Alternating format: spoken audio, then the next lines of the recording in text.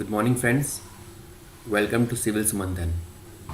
Today's date is 24 June 2020, and we shall discuss the important news article. Coming to the first news article, country of origin must on GEM platform.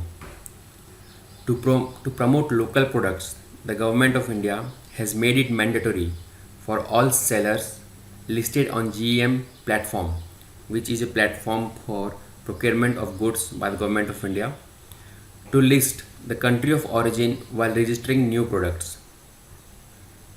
This step will help in furthering Centre's Atmanirbhar Bharat project and as well as Make in India policies. The Government of India recently launched the Atmanirbhar Bharat project to promote Swadeshi goods in the country.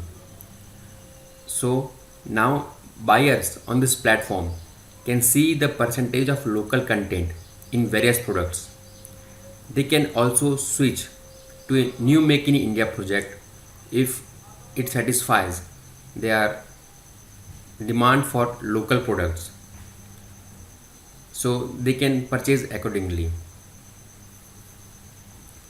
Now coming to the second news article, China to join US Arms Trade Treaty.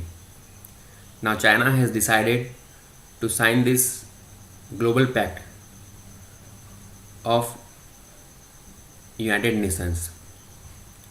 So what is the treaty?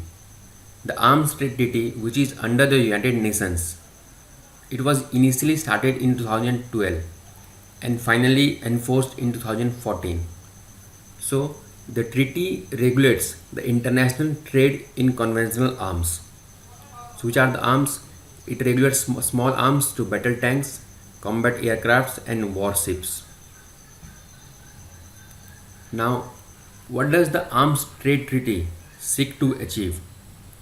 The UN Arms Trade Treaty has the ambitious aim of responding to international concern that the $70 billion a year trade in conventional weapons leaves a trail of atrocities in its wake.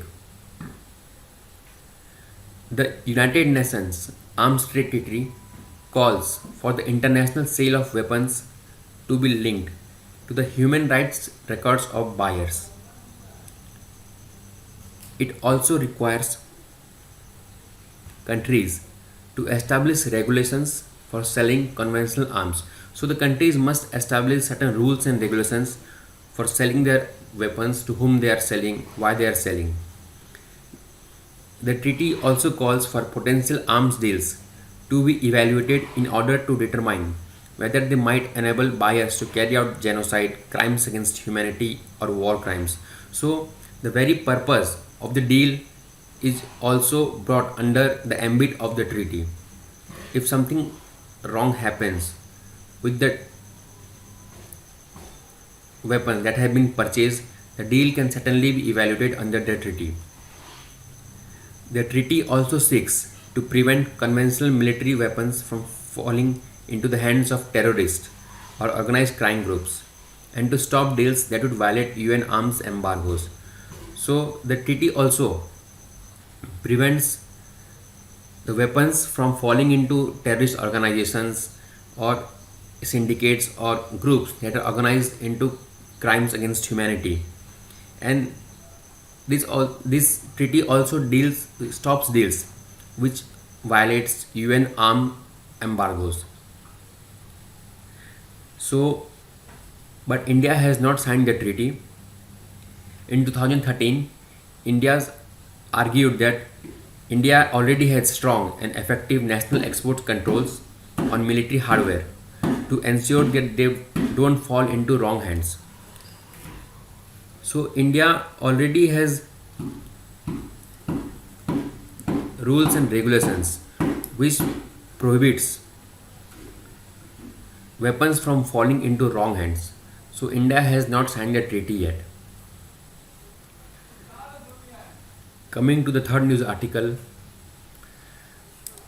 President Trump announced that no new H1 visas will be given till the end of this year. H4 visas, L visas, as well as H2 visas and J visas will also be not given till the end of the year.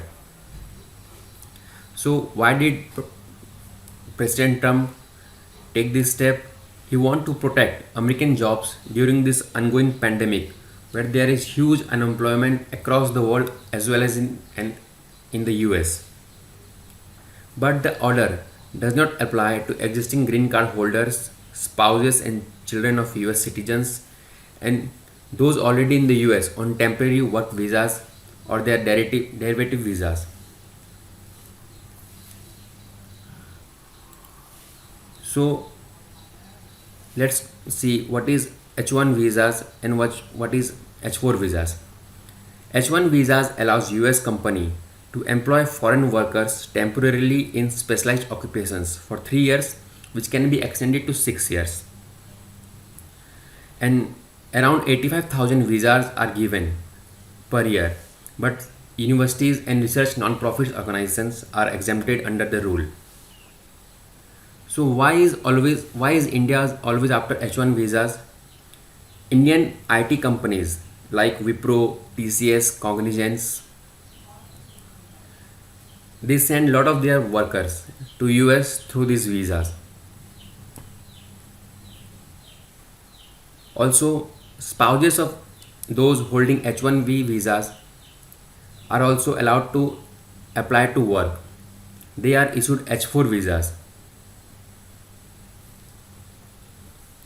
The H1B visas has long served Indian IT companies to send their workers into the US, into their US subsidiaries.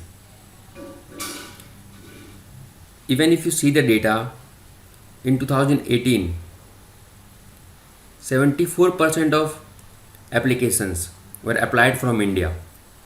The total amount of applications, the total number of applications that can be issued in a year is 85,000.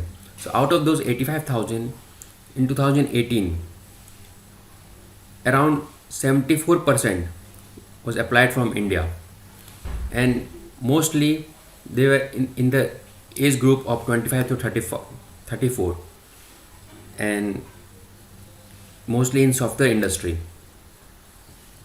Apart from the H1B visas, the US government also issues L1 visas which allows companies to transfer highly skilled workers to US for a period up to 7 years.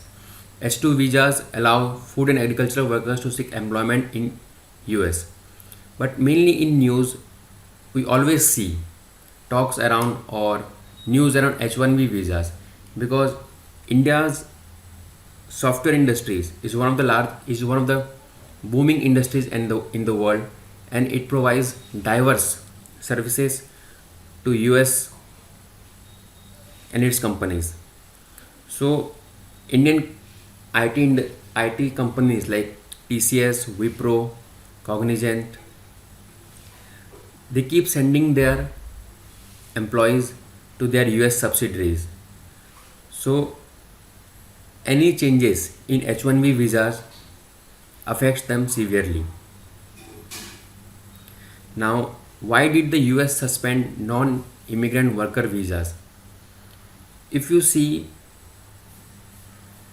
before coming to power, President Trump, in his electoral speeches, had continuously talked about giving employment to US citizens and restricting those coming from India, China, and other countries so that US citizens could get more work. Now, according to him, citizens from India, China going to US to work in their companies hampers their economy and creates unemployment among the US citizens. So it has been one of the leading pitch of President Trump to tinker the visas rule in favor of the Americans. Now, in these trying times of COVID-19, where unemployment has been highest across the world as well as in the US, President Trump has taken this step to protect US citizens from losing their jobs. Thank you.